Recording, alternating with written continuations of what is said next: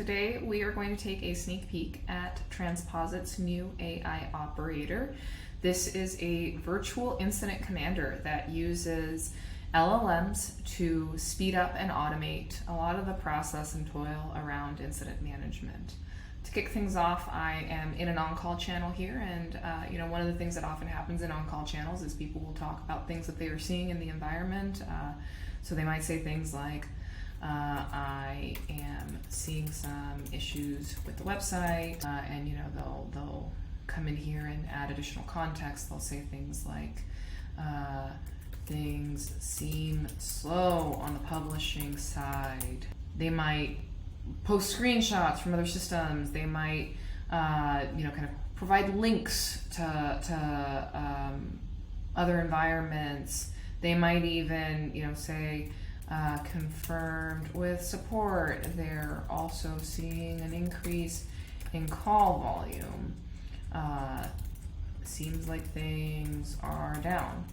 The problem is that this conversation, can go on for quite some time, and this doesn't necessarily get pulled into an incident when it does get created. The incidents can take some time. I've seen people, have this conversation for like an hour before they ever think to go and create an incident.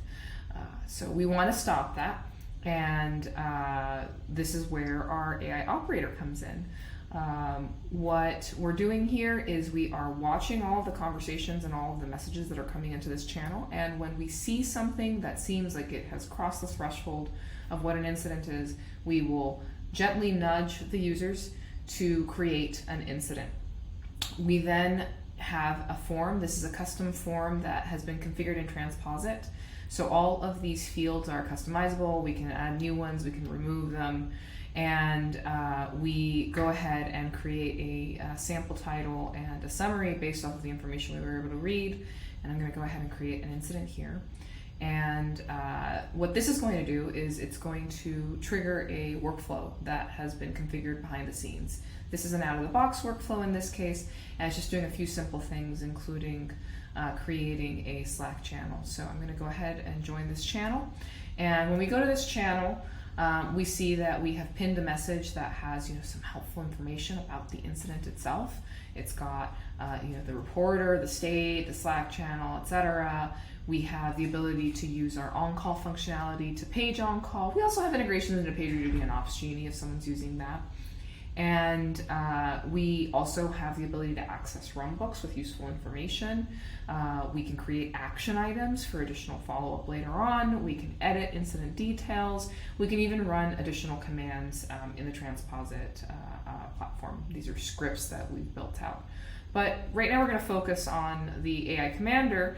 And we can see here that Alice, David, Bob are all having a conversation, and this is a second piece of functionality that the AI operator has, which is it will look at the conversation that's happening, any information that's being posted, and if it detects a state change, it will suggest changing the state, and we'll create a sample summary. This can be edited, but we're just going to post it as is. And that message is going to update this pinned message up here. It's also going to change, kind of like provide a little notification of the team. And if we wanted to, we could also forward this message automatically to an exec team channel, to a customer support channel, or to a email address even, or a status page type of system.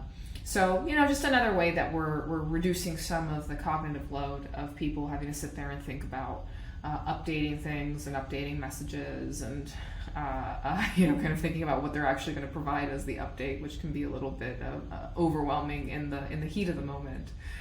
So our little team is continuing their investigation. They're figuring things out, and we're just going to fast forward a little bit. We're going to go ahead and close this incident.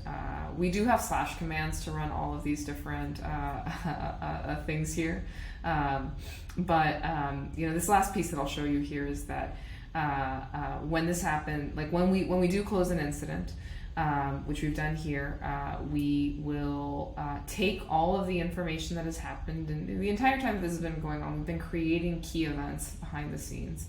And so we feed those key events over to our LLM, and we generate a summary and a list of those key events.